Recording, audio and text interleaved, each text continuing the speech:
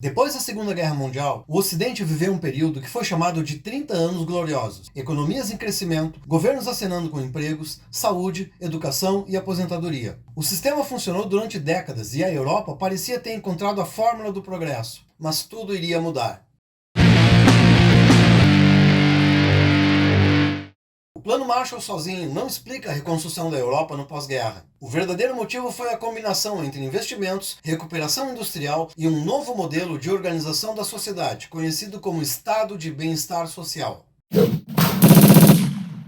Uma ideia simples e ambiciosa. Caberia ao Estado garantir um padrão mínimo de dignidade para toda a população. Isso significava educação pública, acesso à saúde, aposentadoria, seguro-desemprego, investimentos em infraestrutura e redução de desigualdades. Não era um socialismo. Havia propriedade privada e o mercado funcionava, mas também não era um liberalismo. O Estado assumia um papel ativo na economia, regulando mercados, promovendo investimentos e oferecendo proteção social. Esse modelo teve forte influência do economista John Maynard Keynes.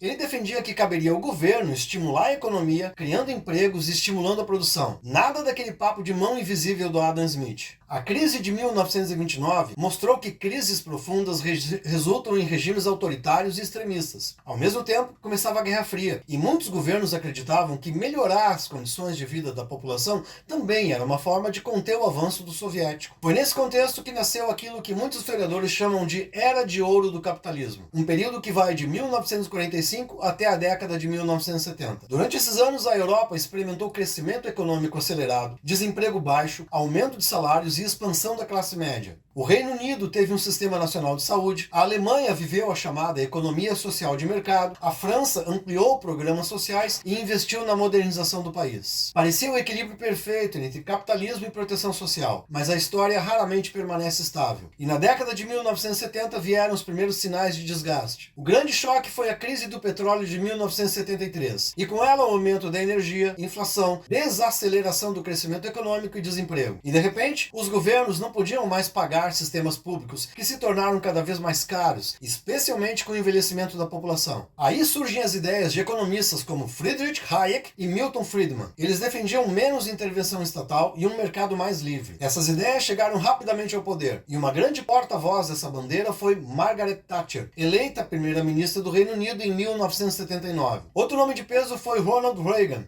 eleito presidente dos Estados Unidos em 1980. Ambos defendiam que o Estado havia crescido além do necessário. Seus governos reduziram impostos e gastos públicos, privatizaram estatais, diminuíram regulamentações e limitaram o poder dos sindicatos. Essas políticas marcaram o início de uma nova fase, conhecida por muitos como neoliberalismo. Mas cuidado para não cair na simplificação de afirmar que Thatcher ou Reagan eliminaram sistemas de proteção social existentes. O que ocorreu foi uma profunda reformulação. O Estado continuou presente, mas com menor participação direta na economia e maior espaço para a iniciativa privada. Enquanto isso, o Brasil parecia seguir uma trajetória oposta. Durante boa parte do século XX, o país investiu na industrialização, criou grandes empresas estatais, ampliou a presença do Estado na economia. Mas isso não significou um estado de bem-estar nos moldes europeus. Grande parte da população ainda tinha pouco acesso a direitos sociais. Esses direitos só foram ampliados com a Constituição de 1988, que agregou ao Sistema Único de Saúde